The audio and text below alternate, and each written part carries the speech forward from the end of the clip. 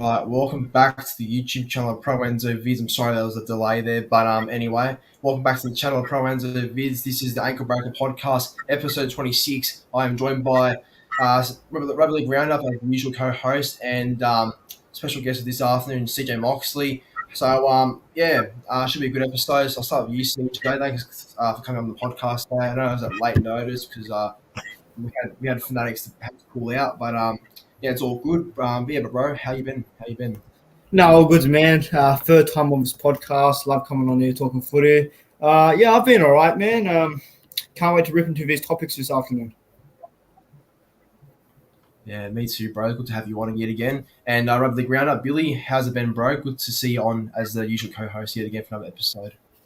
Yeah, I'm good, bro. Thanks for asking. Can't wait for this episode. It's going to be another banger. Thank you, CJ, for joining. It's awesome to see you on the show again. So, yeah, can't wait. Let's try.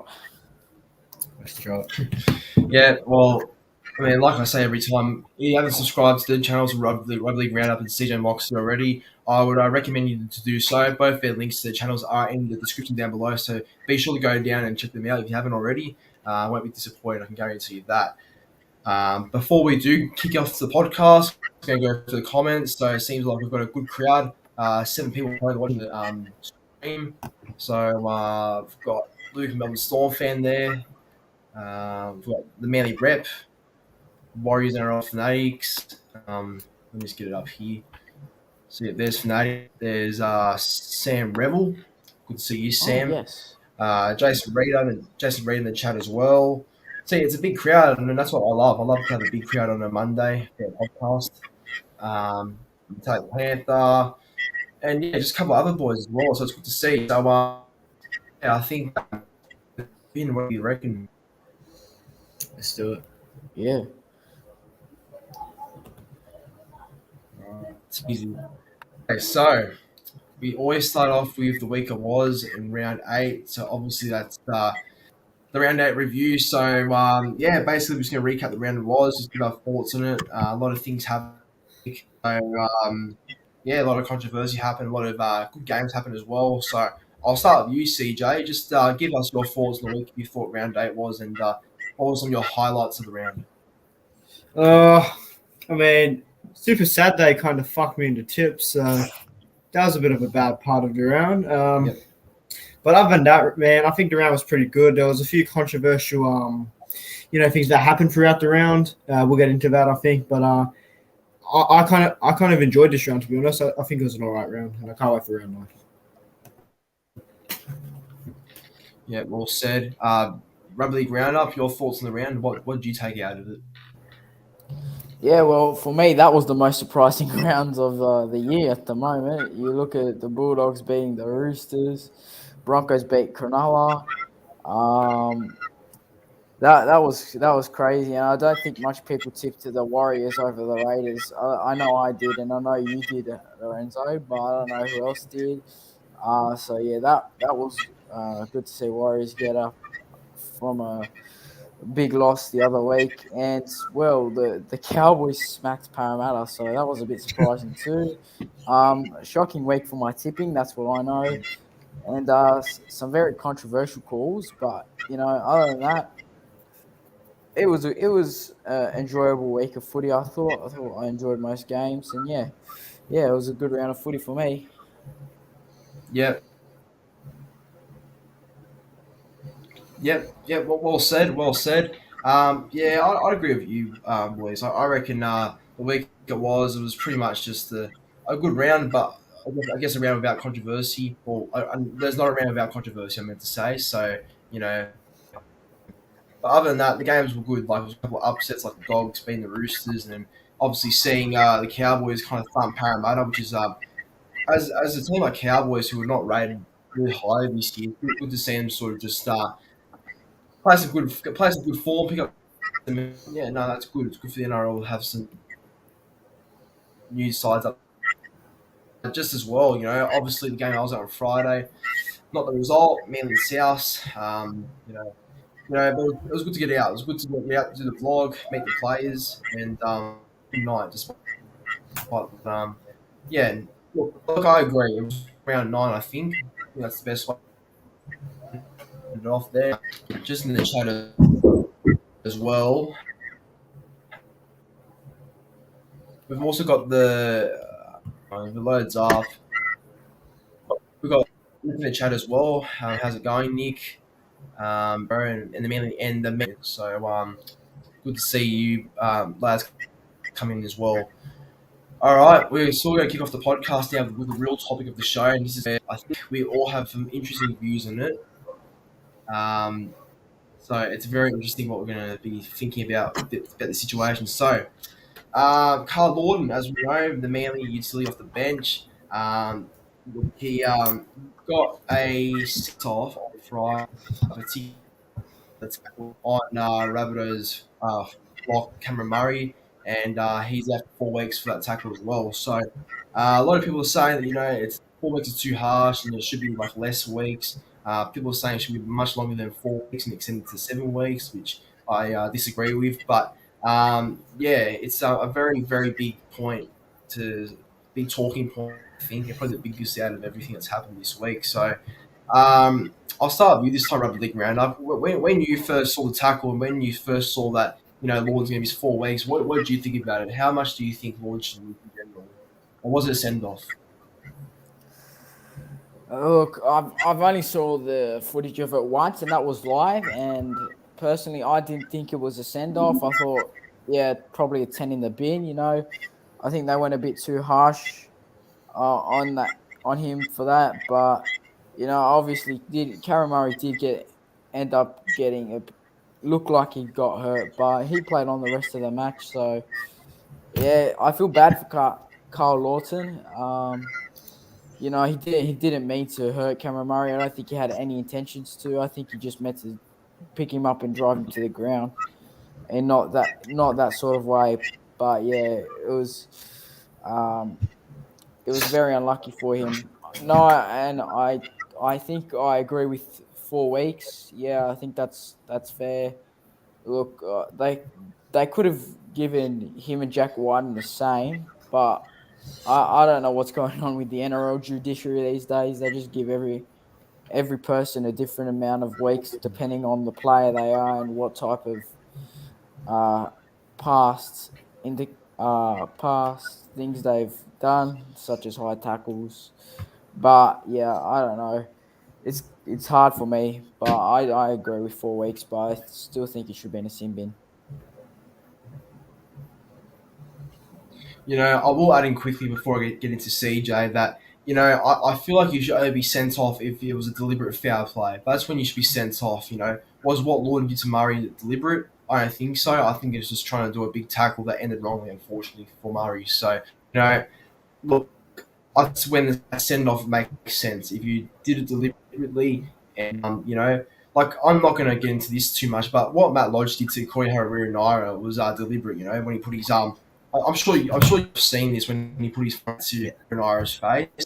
That's deliberate, and I think that's send-off worthy because that can cause some serious damage to the face, and that could cause some facial fractures. You don't know what that could do. So I believe when it is a deliberate foul play and you're doing it on purpose, that's when you should be sent off. So what Lawton did was that really deliberate? I don't know, but I don't think it was from what I saw. But CJ, obviously, Murray obviously was the victim, sort of getting hurt in that situation. I mean, luckily he's okay. Luckily he didn't get any injury towards the neck or anything like that, which is good. But bro, just give us your thoughts on what are you taking it? Like, do you believe that Lawton missing 4 weeks is harsh or is it fair? I'm on the fence with this. Obviously, it was my captain who got in the tackle. But if I'm looking at it from a neutral standpoint, man, now I haven't looked at the replay until today when I knew I was coming on the podcast. And I'm going to say it was supposed to be a sin bin. I've actually changed my mind from an unbiased perspective. Look, as you said before, man, it wasn't deliberate. He did not land Cameron Murray on his neck. But I can also see the point why he was sent off because, we've had situations like the Alex McKinnon issue that's happened in the past. And no way am I comparing that to that. But look, I can see both points on it. I'm not complaining about it's a send-off, but if I was in charge, it's probably just 10 in the bin and probably about 2 to 3 weeks for me, man. In my opinion, I don't think he needs to miss a month of footy because of that. But if one of my players did that, man, I'd be saying the same thing. So yeah. Yeah, I agree on that. Very well said. I just want to point out there's a troll in the chat, and I expect a couple more to come in as well. And I locked it, so mods, any mods I made in the chat, just be sure to keep an eye on that. So yeah, because I've already blocked one. Okay, look, I'm a Manly fan. Obviously, I've got a big opinion on this as well, and I've already said quite a bit on what I think about it. Look, it wasn't a good tackle. It wasn't a good tackle. It was very silly for Lorden to sort of go to that extent of sort of just trying to flip him over. Yes, it didn't land on his neck, but it could. But even so, if it did land on Murray's, no deliberate, sort of play there to hurt him. But it would be very bad though if it was to be worse. If that was to go to that sort of extent, if he did get injured with his neck. But I do think at the end of the day, it was a sin bin.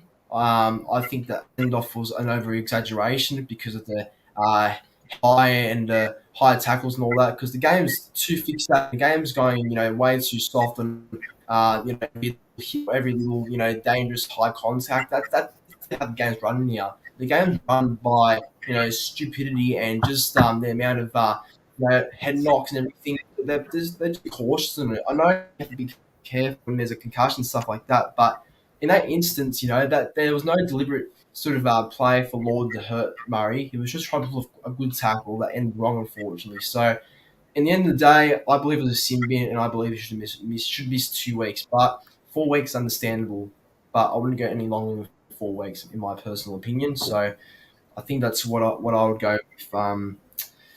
Just in the chat as well, I that the Manly rep has said that something about Saab. Yeah, we'll Saab in the Parker situation soon about their injuries. Actually, by the way, if you guys didn't know.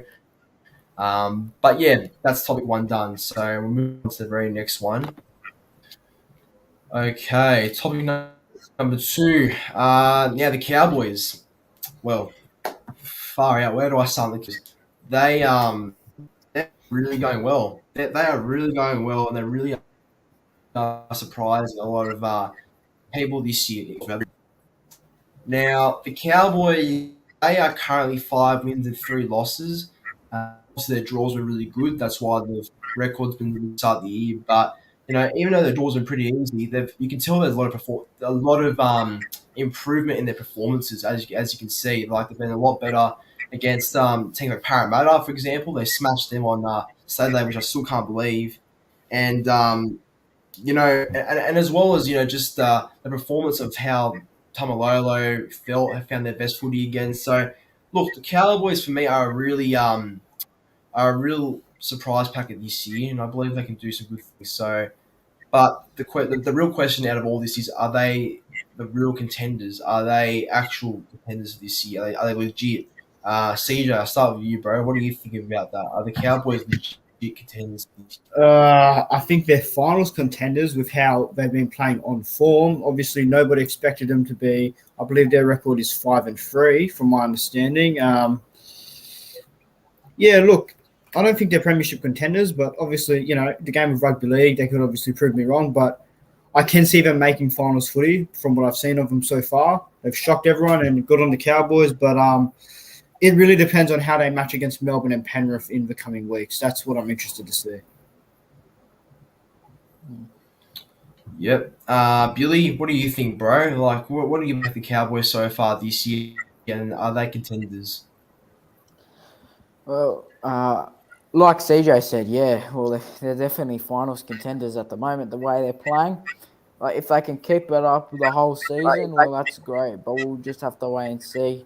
It's for now, they're one of the informed teams in the competition. They beat Parramatta by 30, so that was good to see for the Cowboys and for Cowboys fans. And yeah, they're 5-3. They definitely could have been more than 5 from 3. They could have probably had 6 or 7 wins this year. So, yeah, they've had a great start, the Cowboys, and I definitely do think they're finals contenders. Yeah, for sure, for sure. Okay, look, I'm not gonna let this destroy the show. I'm not gonna let this get in the main attention and all this, but there is a couple of trolls in the chat, so I just want you to ignore it. Just don't try and taking what they're saying. They're just trying to cause drama. And we've got some mods in the chat, like Nick from Australia is one of the mods. I'm pretty sure Sammy's and Fanatics as well, and they'll deal with that if they're still watching. So just a bit of a heads up. Just don't try and interact with the trolls too much. Just block them with your own mods. So just want to point that out quickly. I'll give my thoughts to the Cowboys. And, obviously, as I speak, I am currently eating my words on the Cowboys. I had the Cowboys finishing 16th, the wooden spoon. I think it's one of the most silliest predictions so far this year, but I didn't know what would happen. So it's good to be wrong, good to be proven wrong. Their team's better. Their team's really gelling. Cotter's definitely becoming one of the most improved players so far this year. Nenai's become a real emerging superstar young player. Kyle Phelps turning back the clock, in my opinion. Townsend's, playing some good footy with Dean and the Haas as well. So, they are going really are starting to gel, starting to find some good footy and some of the best footy that they can play. So, I think there's a lot of potential this year and as well, to make the top eight, and I guess contenders is an interesting word because contenders can either mean top eight or a grand final threat. But in this instance, I think they're just a top eight contender at the moment. They're not really a grand final threat yet. If you want to go there, though, they need to play like a Storm or a Panthers because I feel like those two teams show and get the best out of you or where you're at, So I want to see how the Cowboys go against Panthers or Storm because they do play Penrith in a couple of weeks' time, which I might be going to, So we'll see how they go against them. But For sure. for me, the Cowboys are definitely a top eight contender for sure. I think they're a top six, maybe side, as how things look. So good things happening there. Good things happening there. And I'm just glad for some of our good friends on the channel, that's our own good mates, like Nick, Sam, and Nathan, who might be a Cowboys fan for another couple of weeks. They're obviously going to be pretty happy. They're obviously going to be pretty happy with how the Cowboys go. Yeah, no, look, it's to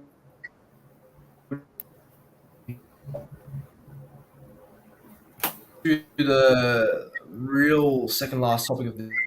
I have an extra topic, but this is the second last one of the show. So it's still based on the Cowboys, still on the same topic as the Cowboys. So what's happening is that obviously, as we know, it was announced last week that Tom Gilbert will join the 2023. The other player that Cowboys will let go as an immediate effect is Dejan Nasty, who's on the Warriors and he played on a Sunday against the Raiders and had a very good game. So the question is basically just who will benefit more at the new club? Like after both players leaving the Cowboys, who's going to benefit more? Will it be Todd, the new fan like the Dolphins, or will it be Dejan, who might get more chances at the Warriors, a bit more opportunity there? So who's going to go better at the club? Would you say? I'll start with you, CJ. I think it's going to be Tom Gilbert. I reckon. He gets to start new at a franchise. He might start. Who knows? But I just think in general, going to a new franchise club is a massive opportunity that is irresistible to turn down. So I think Tommy Gilbert's going to benefit from it. Dejan Arce, on the other hand, I'm not sure how long he'll be playing in that halves role, Sean Johnson. I guess that depends on what they want to do with Nicarima and Chino Harris-Tavita. But I think both players have had a good run at their club, and I think it benefits each party, in my opinion. Cowboys get to release some cap space, and the other players get a new opportunity at the other clubs. Yeah, exactly. And I just guess as well, both these players are sort of first grade best. So I was leaving the Cowboys gets a new opportunity and gets a go, potentially get spot in the 17 for the Dolphins, and for RC, RC's probably going there just for a bit of opportunity, I guess, as well. Rugby League Roundup, your thoughts, bro? Who's going to benefit more? Will it be Gilbert at the Dolphins, or will it be Asi at the Warriors? Who would you say will do a bit more? Ooh, it's a hard one because Dejan Arce had a great game on the weekend. He got a beautiful try assist for Ewan Aiken, and he had some really nice touches that game. I thought he was one of the better players out of the one of the best players out of that side, and yeah, obviously as a half you've got to do a bit more than forwards, but forwards are the one that get you to where you want to be. You know, you run straight at the pack. He'll get you meters. He knows how to make meters, and yeah, Tom Gilbert's a really good young player, and so is Deja Anasi. But I do think Tom Gilbert will benefit more as he's going to the Dolphins, and playing under Wayne Bennett, it's You know, something many players want to yeah, do and want to achieve because that coach is top five coach of all time, and probably even top two. So yeah, it's, definitely. to go on to Wayne Bennett and go to a new club and be an inaugural player. Yeah, I think Tom Gilbert will benefit more and will play better. But that being said, I think Dejan Arce will have a good year at the Warriors, and I think it will go good. So yeah. Yep, yep. No, well said. Well, yeah. Well, look, it's just like I said, the Cowboys for a bit more of a go at Dolphins and Warriors because they believe that maybe they can get more game time and maybe find themselves permanently in an actual team playing every week consistently. Look, I think the player that would benefit highly is obviously Tom Gilbert. I think I agree because like we've said, Gilbert's going to be playing under Wayne Bennett. Wayne Bennett is known for getting the best out of players and is known to I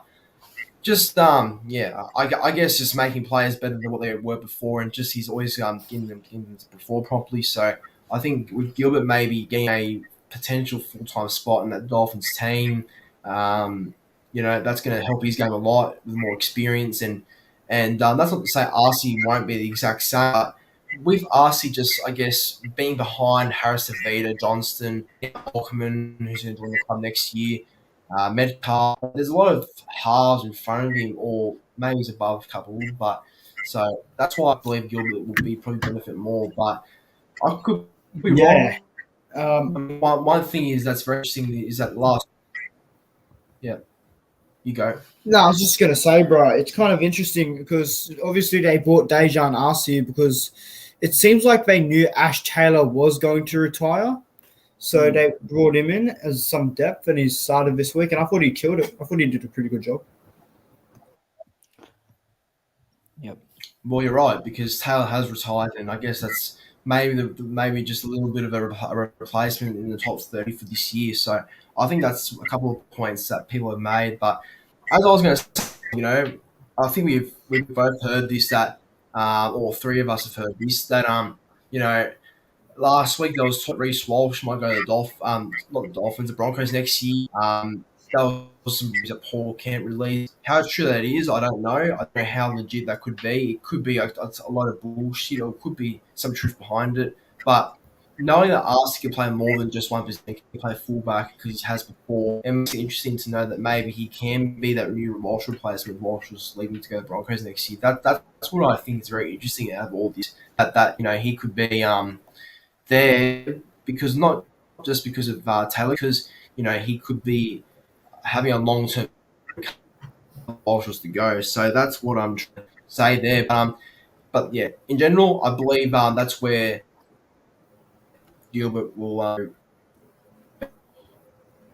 Before we move on to the team of the week for round eight, I decided to add in one more topic for the show because I feel like this was topic worthy and worthy to talk about. Because obviously has to do with my team. Obviously, it has to be, I guess, discussed because I want to hear both your thoughts on it. So, it hurts reading this.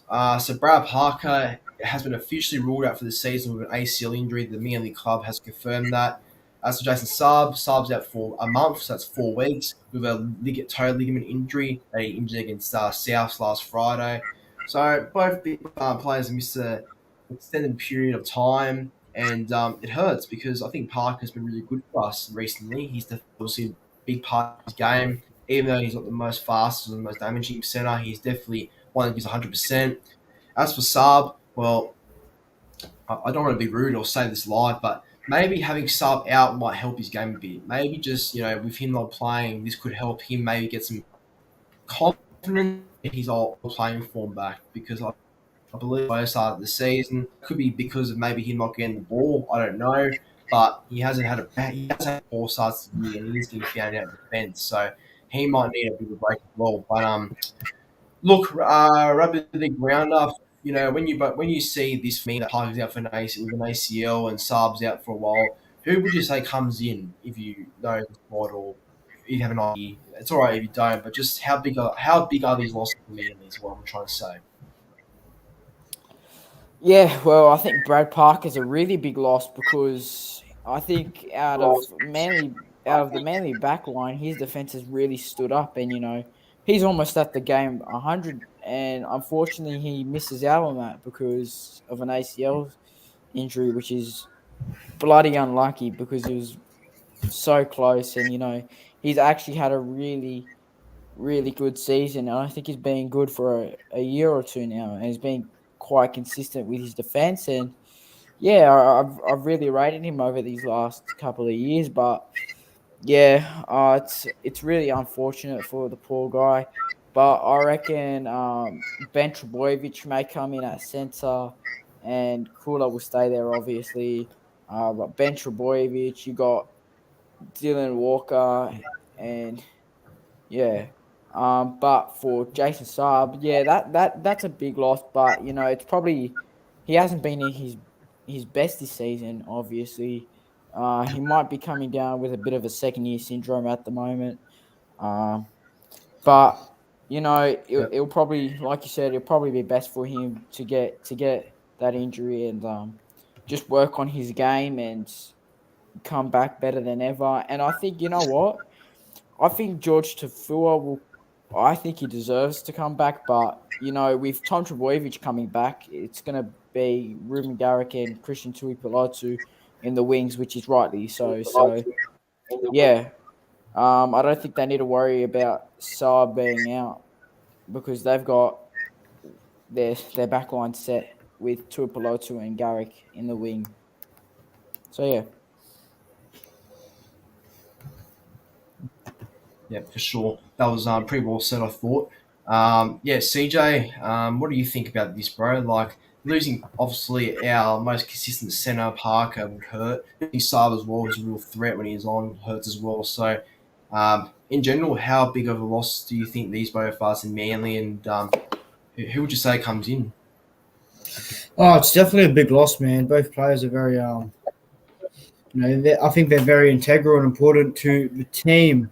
But who comes in? I think, you got a variety of names. You could put Morgan Harper back in, George Tafua, Tui Pilotu and Kula will develop in their respective posts. But here's one that no one said. I think Manly could debut Raymond Vega. Yes. I think he's pretty solid. So, I think Raymond Vega could get in that position now. But they're big losses, but you got to feel for Manly. They haven't really been able to gel the team properly. But, yeah, look, like you said, this might be the best thing for Saab to go out, distract himself with some training, get himself back on his feet. But, I wish both of them the best in speedy recovery.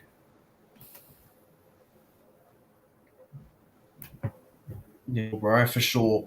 I like how you said Vega, by the way, out because when he played Newtown this year, when on the week Manly played Sharks and obviously Blacktown played Newtown, which is Sharks' fitted club, he actually made 6 wings. So that tells me something that he's really improving as game goes by. So I think Manly should definitely consider giving him a exemption to play this week. I really want to see him get a go, and if he plays well, he might lock himself a spot. I hope so, anyways, if he gets a go. But look, for me, from a Manly point of view, and he's a very big loss. His Parker's a huge loss, because of his defence.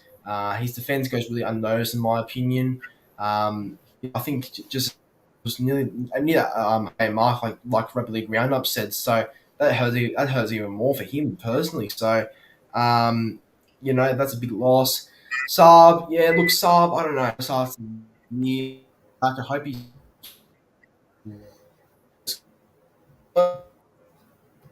last year's form, but again, I think that this break is needed for Saab. So I think Tui Peloti will keep his spot on the wing, and I think maybe Bench Williams will come in the centres with Kula, and maybe Harper gets a go. I think Harper does deserve another go and a little bit of redemption. So I think he's not a bad yet to come back in the team as well. But like you said, CJ, I think Vega's a very good shout, and I didn't really think about that for a while. So and to fill for me, I'll push the field, but I think he's too slow, and I think he's just a backup player he's there for experience only. So I believe that's some good points that we've both all of us have made here about the whole situation. But yeah, all right, everyone. This brings our end to the podcast. But we have a week for around 8. Yeah, look, it was a very good week of what we said, but it's going to be interesting what our team of the weeks are for round 8 of the NRL. So, Rugby League Roundup, I'll start with you, bro. What was your team of the week for round 8? Well, my team of the week and my player of the round. Well, I'll start with my player of the round. Look, it was very hard to choose because everyone in my team had a really good week, but it was between Scott Drinkwater and Ben Hunt. But I'm gonna go Scott Drinkwater this week because he scored a try. He got 2 try assists. He made 125 meters from 12 runs. And his tackle efficiency is good for a fullback, 100%. So yeah, you don't want your fullback having any defensive lapses and being caught out of the line, caught out. And he didn't. He probably had one of his best games this season, and he's been consistent all season. But I think this was his best game, and he definitely deserves a game of the round for me, and play of the round for me, and he definitely earned it. So yeah, I'm gonna give it to him. Scott Drinkwater is my player of the round, and my fullback. Starting with my team of the week, my fullback Scott Drinkwater, obviously, as I just said. My wingers are Kyle Felt and Josh Adokar. My centres are Tony Staggs and Justin Olam. My halves are Cameron Munster and Ben Hunt. My front rowers are James Fisher Harris and Thomas Burgess. My dummy half is Harry Grant. My second rowers are Ewan Aiken and Keal Kolomatangi. My lock is Jason Tamalolo. And my bench is Jaden Sullivan, Jeremiah Nanai, Josh King, and Ruben Cotter. I thought they were all excellent for their respective clubs. Yeah, right. That's a pretty good side. I reckon that was a good team. Yeah. CJ, bro, what was your team of the weekend? Your player of the round? Oh, look, I'll be honest with you, boys. I unfortunately forgot to add in a bench, but I do got my 1 to 13 and my coach of the round. So I'll go through that. So my fullback is Scott Drinkwater. My wingers are Kyle Felden and Xavier Coates. My centres are Tony Staggs, Justin Olam. My halves are Cameron Munster and Ben Hunt. My prop is Ruben Cotter. My hook is Harry Grant. My second row, Kurt Capewell. And my lock is Jason Tamalalo. And my coach of the round is Trent Barrett or Gus Gould. Yeah, all right. Well, get some credit for once. Fucking hell. Anyway, he deserved the victory. Yeah, all right. Well, it was a pretty tough week to sort of call because there were a lot of spots out there and a lot of players who impressed, in my opinion. But for me, my team of the week is also my player of the round actually. So, sorry, CJ, did you give your player of the round yet? My player of the round is actually Kyle Felt. Cool. Yeah, all right. That's all right. That's pretty said. Okay. mine was so I thought Ben Hunt had a very good week against the Tigers. I thought he was excellent. Just his defense and the way he played, just really it was a difference to the Dragons Sunday. Um, my team of the week though, so I'll go for my team of the week now. So at fullback, I've got Scott Drinkwater. My wingers are Alex Johnston and Kyle. My centers are Katoni Staggs and Justin Olam. My halves are Cameron Munster and Ben Hunt. My props are James Tarmo and James Fisher Harris. My hookers Harry Grant. Back rows Ewan Aiken and Jeremiah Nanai. And my lock was Ruben Cotter. And off the bench, I've got Tedesco, Yo, Josh King, and lastly, the last one was I only wrote the first name only, but that was Burgess. I had Tom Burgess as my last player on the bench, so I had Tom there for some reason. But that's my 10 of the week. That's all our 10 of the weeks around it, everyone. So as you know, that probably brings an end to the podcast. Thanks again for watching. If you haven't already, make sure to go subscribe to the channels of Rugby League Round Up and CJ Moxley. Both their channels are linked in the description down below.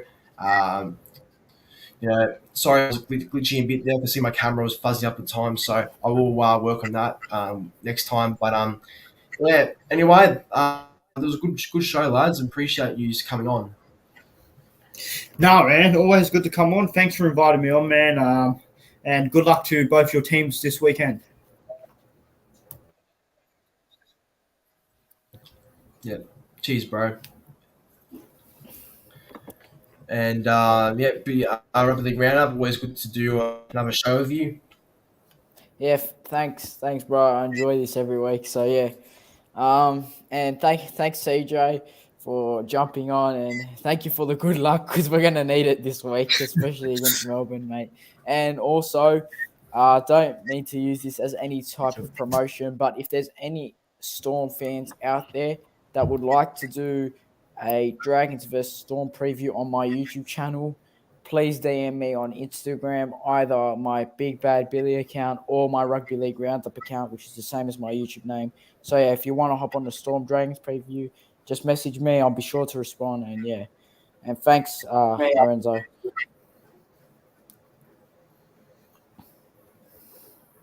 Anytime, and just want to say as well, if Storm have been smashing teams like they have the past couple of weeks, then I just wish you good luck and you don't get smashed by at least 40, 50 like Storm have been doing against Warriors and the Knights. I'll be happy with 30. So I wish you good luck as well. I wish you good luck as well. Yeah, 30, take that. You might as well. But anyway, that brings it into the podcast. Thanks for watching. See you all next Monday for episode 27.